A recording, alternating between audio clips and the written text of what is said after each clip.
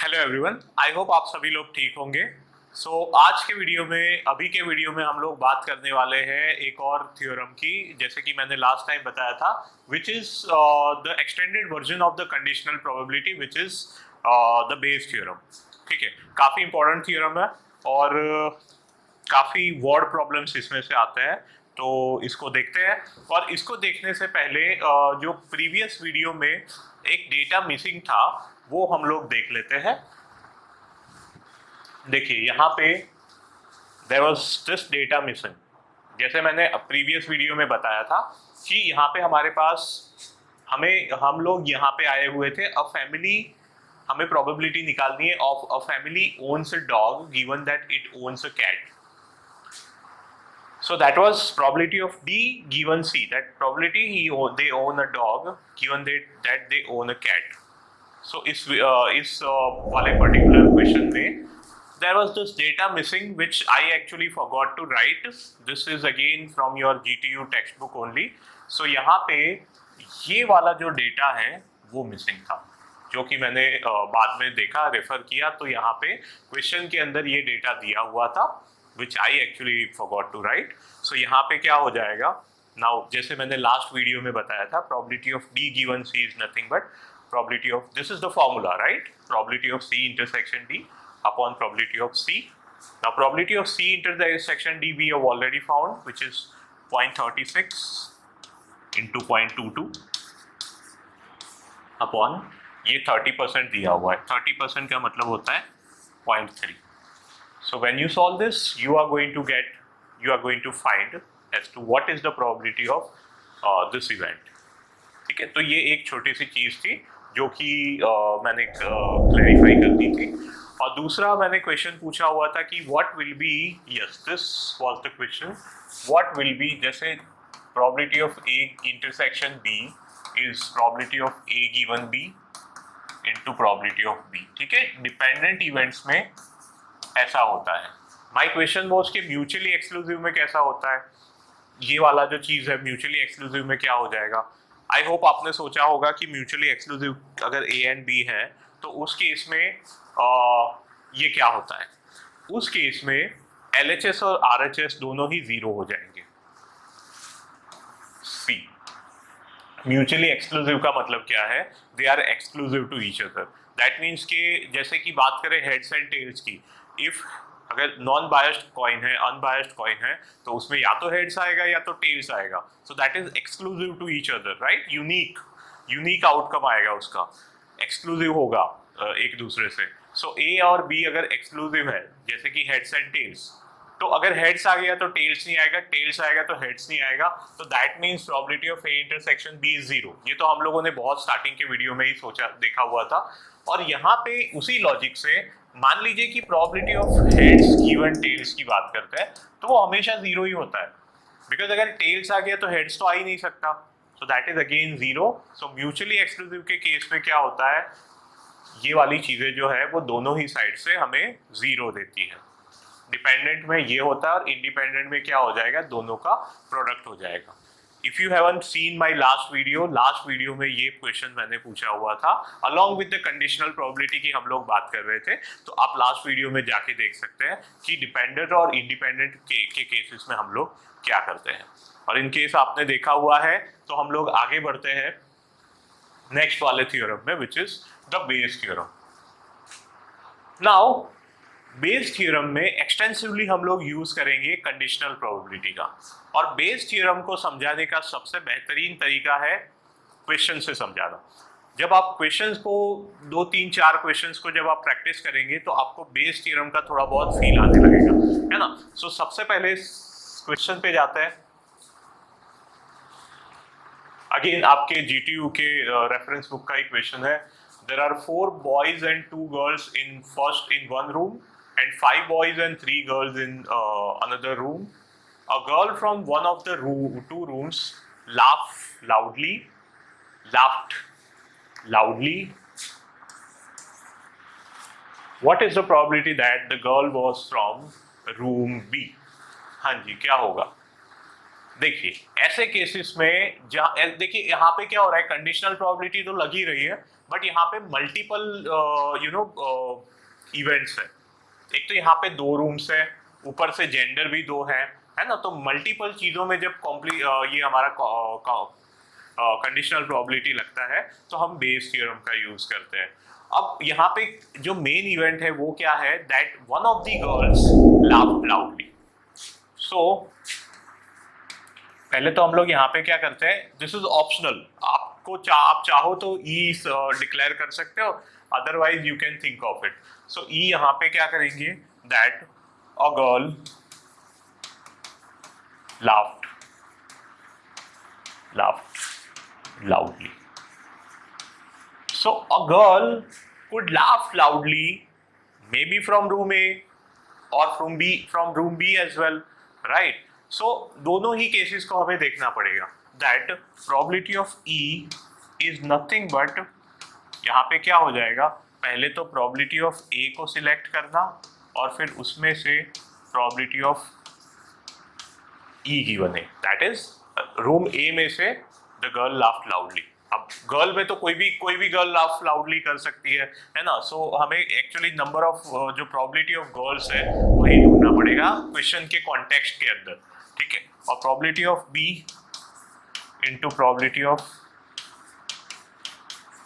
E given, right. So in this case probability of A, देखिए यहाँ पे ऐसा नहीं बोला गया कि रूम ए और रूम बी को सिलेक्ट करने का कोई प्रोबेबिलिटी नहीं दिया हुआ है, तो जब प्रोबेबिलिटी नहीं दिया होता है तो हम लोग 50-50 ले लेते हैं। So that is in this case it is 1/2 into probability of E given A. Probability of E given A का मतलब है कि रूम ए में से कोई गर्ल ने जो है वो लाउडली लाफ किया होगा, ठीक है। तो उसमें कितनी गर्ल्स है, 2 गर्ल्स है। सो that is either of them could have laughed loudly, so that is 2/6 plus probability of B selecting the room B, which is again a 50-50 वाला मामला, और उसमें से into करके girl from B laughed loudly, so that is again 3/8, क्योंकि total जो है वो 8 है, so that is 3/8।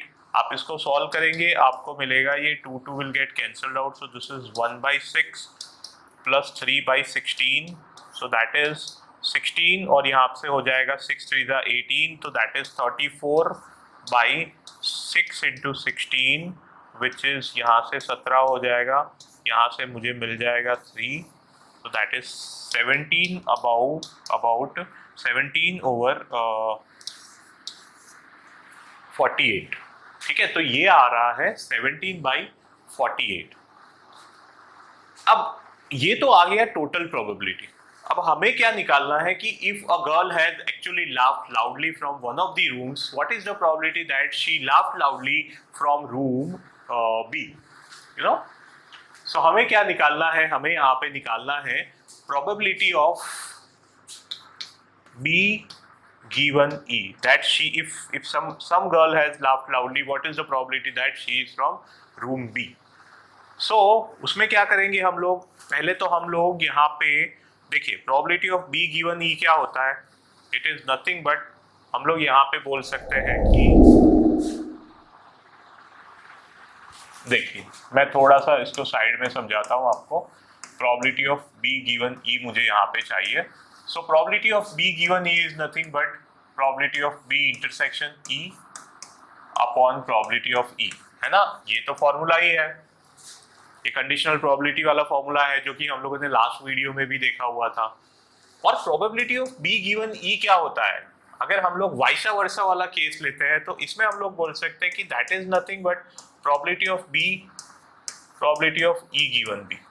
बिकॉज अगर आपको याद है तो probability of A intersection B के 2 फॉर्मूला पढ़े थे हम लोगों ने, है ना। एक तो था probability of A given B into probability of B, और दूसरा था probability of A into probability of B given है ना। तो पहली बार में मैंने ये वाला फॉर्मूला यूज किया और फिर इसके अंदर फिर मैंने ये वाला फॉर्मूला यूज किया है। Can you think of this, right. दोनों ही फॉर्मूला का यहाँ पे यूज किया हुआ है। पहली बार में probability of B intersection E is nothing but probability of E into probability of B given A E, और फिर probability of B intersection E की जगह पर मैं जो है वो ऐसे भी लिख सकता हूँ। एंड ऑफ कोर्स मेरे पास यहाँ पे प्रोबेबिलिटी ऑफ ई तो है ही, है ना। सो मैंने यहाँ पे दोनों ही चीज़ों का यूज किया हुआ है, probability of E. Now probability of B is already 1/2 and probability of E given B is 3/8. ये हम लोगों ने लास्ट टाइम ही देखा हुआ था. And probability of E अभी हम लोगों ने निकाला which was coming to be 17/48. So when we do it as 17/48,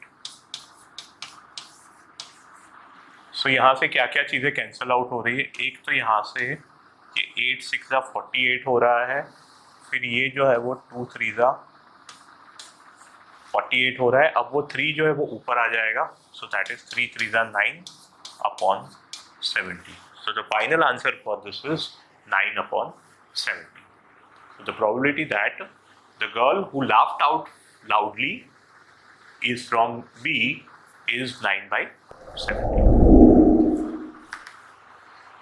तो रूम A से होगी, उसकी क्या प्रोबेबिलिटी हो जाएगी?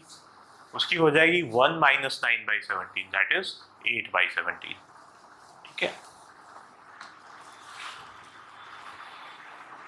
एक और देखते हैं. देखिए यहाँ पे क्या बोल रहे हैं कि a factory has 2 machines A and B. A produces 30% of the total outcome, whereas B produces the remaining 70%. A produces 5% of the defective articles and B produces 1% of them. One of the article is selected randomly that and it found to be defective. देखिए यहाँ पे defective मिल रहा है, ठीक है, defective यहाँ पे मिला हुआ है. तो what is the probability that it was from machine A? ठीक है, तो हमें सबसे पहले E को क्या यहाँ पे डिक्लेयर करें हम लोग, that the article is the chosen article is defective. Yeah, the article is defective, right? The article is defective. So article defective तो दोनों ही केसेस में हो सकता है. So total probability of the article being defective find करते हैं, which is probability of A into probability of E given A plus probability of B into probability of E given B. हमेशा यही देखिए, यही पैटर्न रहेगा Bayes theorem में. पहले आप जो भी इवेंट है, जो भी मेन इवेंट है, उसकी टोटल प्रोबेबिलिटी निकालिए और उसके बाद जो है वो आपको जो भी पूछा हुआ है कंडीशनल प्रोबेबिलिटी वो निकाल लीजिए. सो प्रोबेबिलिटी ऑफ ए, देखिए अगर मैं एक आर्टिकल को सिलेक्ट कर रहा हूँ तो क्या प्रोबेबिलिटी है कि वो ए से आया होगा? That is just 30% probability, because 30% is the only outcome of machine A. So that is, इसका प्रोबेबिलिटी हो जाएगा 0.3. 30% इज नथिंग बट 0.3. अब उसमें से डिफेक्टिव क्या होगा? इसका डिफेक्टिव रेट जो है वो 5% है, that is 0.05 plus probability of B. एक आर्टिकल को मैं चूज कर रहा हूं तो क्या प्रोबेबिलिटी है कि वो बी से आया होगा? उसकी प्रोबेबिलिटी है 0.7 because of the data given, और उसका डिफेक्टिव रेट क्या है? 0.01 है. ठीक है, तो ये क्या हो रहा है? This is 15/1000 whereas this is 7/1000, so that is 22/1000. That is, we can call this as, this is see, this is 15/1000, this is 22/1000, so that is actually 0.022, right? या फिर आप उसको 11/500 बुला सकते हैं. ठीक है, आगे बढ़ते हैं. अब हमें क्या पूछा हुआ है? हमें पूछा हुआ है कि अगर डिफेक्टिव निकला तो क्या प्रोबेबिलिटी है कि वो मशीन ए से है. ठीक है, इसके लिए अगेन हम लोग देखते हैं यहाँ पे प्रोबेबिलिटी. हमें क्या पूछा हुआ है? हमें पूछा हुआ है दोस्तों कि probability of A given E. अगर डिफेक्टिव है तो क्या प्रोबेबिलिटी है कि वो ए से निकला हुआ? अगर डिफेक्टिव है तो क्या प्रोबेबिलिटी है कि वो ए का आउटपुट है? तो दैट इज अगेन क्या करेंगे? सबसे पहले तो यहाँ पे प्रोबेबिलिटी ऑफ ई लिखेंगे और यहाँ पे probability of A intersection E लिखेंगे. और probability of A intersection E क्या होता है? Probability of A intersection E को हम लोग उल्टा भी लिख सकते हैं, उसको हम लोग लिख सकते हैं probability of A into probability of A E given A, ठीक है, और नीचे तो हमारे पास है ही प्रोबेबिलिटी ऑफ ई, तो this is probability of A given E. आप ऐसे भी याद रख सकते हो कि यहाँ पे हम लोग उल्टा कर रहे हैं, प्रोबेबिलिटी ऑफ ई तो है ही और यहाँ पे हम लोग इसको ई गिवन ए कर रहे हैं और साथ में प्रोबेबिलिटी ऑफ ए कर रहे हैं। हमेशा यही एक इसका फ्लो रहने वाला है बेस थ्योरम का, तो आप इसको याद रख सकते हैं ऐसे ही। So probability of A is nothing but in this case हमें दिया हुआ है which is 0.3, probability of E given A is 0.05 and this was coming to be this was 0.022, right? So this is 0.015 upon 0.022 which is 15 over 22. So the answer for this is 15 upon 22. So probability that the defective item was from A is 15 upon 22. अगर उसी question में एक और सब question था कि क्या probability है कि वो B से आया होगा, तो हमें क्या करना पड़ेगा, 1 माइनस करना पड़ेगा, इसका कन्वर्स लेना पड़ेगा, which becomes 1 minus 15 by 22 is 7 by 22. So वो हो जाएगा that the article was actually the defective article was from B. सो इस तरह से बेस थ्योरम में हम लोग क्या करते हैं, देखिए हमेशा टोटल प्रोबेबिलिटी निकालते हैं जो मेन इवेंट है उसकी, और उसके बाद जो भी कंडीशनल प्रोबेबिलिटी है उसको हम लोग इस तरह से उल्टा सुल्टा लिख देते हैं। Can you think of this, this is actually probability of A intersection B का ही 2 फॉर्मूला था, प्रीवियस वीडियो में मैंने बताया था, सो उसी का यूज करके ये बताया हुआ है। आप अगर इसको याद रखेंगे तो आपका काम जो है वो इजीली हो जाएगा, even if you remember this. This is again a very important thing. You can remember this, but I would say कि आप इसको याद रखने के लिए आप इसको समझ के याद रखो, ठीक है? आई बात समझ में भाई? आगे बढ़ते हैं, ये वाला देखते हैं। अब देखिए हर बार जरूरी नहीं कि 2 इवेंट ही हो, अभी तक जो है वो 2 जो हमारे पास वो कंटेंडर्स जो होते थे वो 2 होते थे, room A and room B, you know, या फिर machine A and machine B, पर 3 भी हो सकते हैं। तो 3 वाले में कैसे टैकल करेंगे वो भी देख लेते हैं। क्या पूछा है यहाँ पे, an insurance company insured 2000 bike, 4000 car and 6000 truck drivers. The probability of accident is 0.01, 0.03 and 0.15 of respectively, right? यहाँ पे मुझे respectively भी लिख देना चाहिए, respectively. One of the insured driver met with an accident. What's the probability that he is a bike driver? देखिए यहाँ पे मेन इवेंट क्या है, मेन इवेंट यहाँ पे है meeting with an accident, right? Insured driver meets an accident. So E यहाँ पे क्या ले लेंगे, the main event is meeting an accident.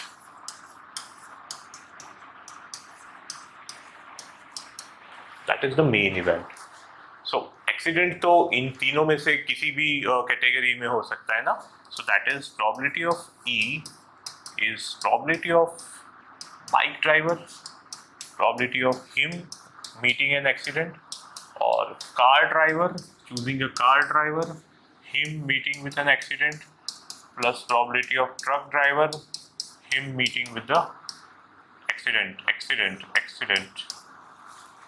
So तीनों को हम लोग जब वैल्यूज पुट करते हैं, देखिए सिलेक्टिंग इंश्योर्ड बाइक ड्राइवर का प्रोबेबिलिटी कितना होगा, 2000 upon 2000 plus 4000 plus 6000, that is 6 और 4 10 और 2 12, that is 2/12 which is 1/6 into उसका एक्सीडेंट हो, उसकी प्रोबेबिलिटी क्या है, बहुत कम है भाई, 0.01 विच इज 1/100, प्लस हमारे पास है कार ड्राइवर का है 4/12, दैट इज 1/3 इनटू उसका प्रोबेबिलिटी क्या है of meeting an accident 3/100, plus probability of ये हो जाएगा 1/2, ट्रक ड्राइवर को सिलेक्ट करेगा, उनका ज़्यादा ही एक्सीडेंट हो रहा है, 15/100 हो रहा है उनका। ठीक है, अब क्या करते हैं, यहाँ पे एलसीएम लेने के लिए मैं क्या करता हूँ भाई लोग, यहाँ पे एक तिकड़म लगाता हूँ, यहाँ पे मैं 2/6 कर लेता हूँ, कर सकता हूँ ना, 2 से ऊपर नीचे मैंने मल्टीप्लाई किया हो, और यहाँ पे मैं 3/6 कर देता हूँ, 3/6, 3 से मल्टीप्लाई डिवाइड किया, तो एलसीएम आ गया मेरा 600, so एलसीएम इज 600, और ऊपर क्या है 1 into 1 which is 1 plus 6 plus 45 which is 45 and 6 which is 51, 52, so that's 52/600, that is 13/150, है ना, 4 से डिवाइड हो जाएगा ये। उसके बाद what's the probability that he is a bike driver. देखिए सेकंड फेज चालू हो रहा है अभी कि what is the probability that he is a bike driver. तो उसके लिए हमें क्या पूछ रहे हैं, हमें पूछ रहा है कि प्रोबेबिलिटी ऑफ बी गिवन ई। ठीक है, तो क्या करेंगे, उल्टा से उल्टा लिख देंगे, E given B into probability of B upon नीचे तो प्रोबेबिलिटी ऑफ ई है ही। आप इसको याद रखेंगे तो भी चल जाएगा, बट समझ के याद रखिए कैसे कर रहा हूं मैं ये। So probability of E given B हमें दिया हुआ है, ये पूरा ही लिख देंगे हम लोग। ये क्या है 1/6 into 1/100 which is 1/600, 1/600, whereas this is 52/600, so 600 gets cancelled out, so the final answer is 1/52। बहुत कम प्रोबेबिलिटी है दैट इफ द एक्सीडेंट अकर, एक तो एक्सीडेंट अकर होने का चांसेस ही रेयर होता है, you know, this is very rare, 13/150 which is very less of a probability, and then चूंकि drivers कम है, बाइक ड्राइवर एक तो कम है और ऊपर से उनकी प्रोबेबिलिटी भी कम है, तो इस वजह से आप देखेंगे कि एक तो ये रेयर है, एक्सीडेंट होना इज रेयर, आई मीन उतनी ज़्यादा तो प्रोबेबिलिटी नहीं होती है एक्सीडेंट होने की, उसके ऊपर भी बाइक ड्राइवर कम है, और बाइक ड्राइवर का जो अगर आप प्रोबेबिलिटी देखोगे तो एक्सीडेंट होने का तो वो भी कम है,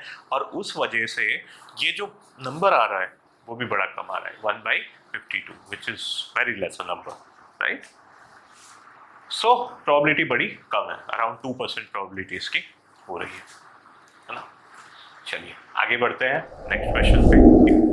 विजय हैज 5 1 रुपी कॉइन। अब क्वेश्चन को देखिएगा, 5 उसके पास 1 रुपी कॉइन्स है, and one of them is a two headed coin.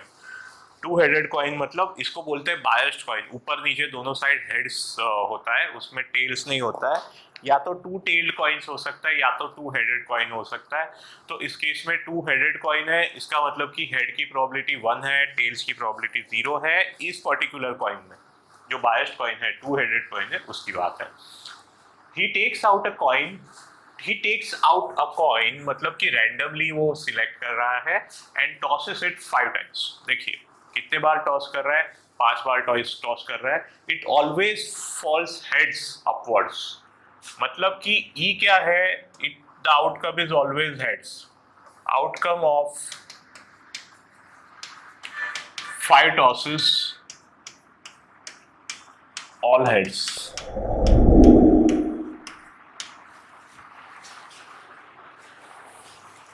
ठीक है, चलिए इसमें भी दो केसेस हो सकते हैं। ये रिजल्ट आए उसके भी 2 केसेस हो सकते हैं, एक तो बायस्ड कॉइन, एक नॉन बायस्ड कॉइन। ठीक है, unbiased coin into probability of E given unbiased coin plus probability of biased coin into probability of E given biased coin. Probability of unbiased coin कितना है? Probability of selecting the unbiased coin is 4/5, है ना, क्योंकि 4 है, unbiased coin 4 है, और उसमें कोई एक unbiased coin को सिलेक्ट कर रहा हूँ और उसके बाद उसको टॉस कर रहा हूँ, तो क्या प्रोबेबिलिटी होगी कि 4 पांचों के पांचों हेड्स आएंगे। बड़ा बेसिक सा सवाल है, सैंपल स्पेस बनाएंगे, उसमें एक ही ऐसा फेवरेबल आउटकम होगा जिसमें पांचों हेड्स आ रहे होंगे, जबकि टोटल आउटकम्स हमारे पास बनेंगे 2⁵5 विच इज 32। सो इसका आंसर है 1/32। Favourable is 1, total is 32, plus probability of selecting the biased coin. भाई बायस्ड कॉइन तो एक ही है, जबकि हमारे पास जो है वो 4 अनबायस्ड है, तो दैट इज 1/5, टोटल 5 है। और फिर उसमें बायस्ड कॉइन अगर आ गया, सिलेक्ट हो गया, तो उसमें पांचों हेड्स आएंगे 5 बार कॉइन टॉस करने पे। उसकी प्रोबेबिलिटी क्या है? उसकी प्रोबेबिलिटी है एब्सोल्युटली इक्वल टू 1, क्योंकि हर बार हेड्स ही आएगा, सब बार उसकी प्रोबेबिलिटी जो है वो हेड्स आने की 1 ही होगी। सो that is 1 into 1 into 1 into 1 into 1, which is again 1. So the final answer for this is 4/5 into, अब मैं यहाँ पे क्या कर रहा हूँ, ये जो 1 है उसको मैं लिख रहा हूँ 32/32, ठीक है। 1 is always 32/32 only, तो मेरा LCM जो है वो आ गया 32 into 50, I mean 32 into 5, और मेरा जो न्यूमरेटर है वो है 4 + 32 which is 36, so it is 36/32 into 5, यहाँ से कुछ तो कैंसल आउट होगा, this is 9 4 this is 8 4, so that is 9/40. So probability of getting the all 5 heads is 9/40. Now देखते हैं कि प्रोबेबिलिटी ऑफ, हमें क्या पूछा है, that it is a 2-headed coin. अगर तो पांचों बार हेड्स आया तो क्या प्रोबेबिलिटी है कि जो चूज किया हुआ कॉइन था वो 2-headed था, तो उसकी प्रोबेबिलिटी पूछ रहे हैं, मतलब बी गिवन दैट ई। सो उल्टा कर देंगे, फिर से आपको याद ही होगा क्या करेंगे यहाँ पे, बी भाई बी यहाँ पे करता है, यहाँ पे probability of E, so that is probability of E. देखिए ये यहाँ से आपको हमेशा ये वाला जो न्यूमरेटर है, अगर आपने सही से डेटा अरेंज किया है तो आपको यहाँ कहीं से ही डेटा मिल जाएगा। तो डेटा मेरे पास क्या आ रहा है, डेटा मेरे पास है 1/5 into this is 1, now I am taking it just as 1। ये तो मैंने 32/32 इसके लिए किया था क्योंकि मुझे LCM कॉमन चाहिए था, बाकी it is just 1, so that is 1/5 into 1 which is 1/5, और यहाँ पे मेरे पास प्रोबेबिलिटी ऑफ ई है 9/40। देखिए इसका आंसर है, ये 8 ऊपर चला जाएगा तो इसका आंसर हो जाएगा 8/9। The answer for this is 8/9, ठीक है। so, इस तरह से हम लोग बेस थ्योरम का फ्लो चार्ट क्या रहता है, हमेशा the flow chart is declare the main event as E, find total probability of E, उसके बाद क्या करना रहता है, find the conditional probability,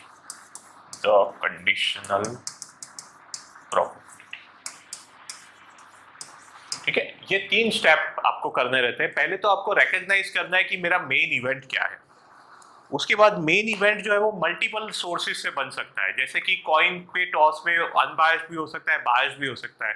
girls laugh out में क्या हो सकता है, रूम ए भी हो सकता है, रूम बी भी हो सकता है।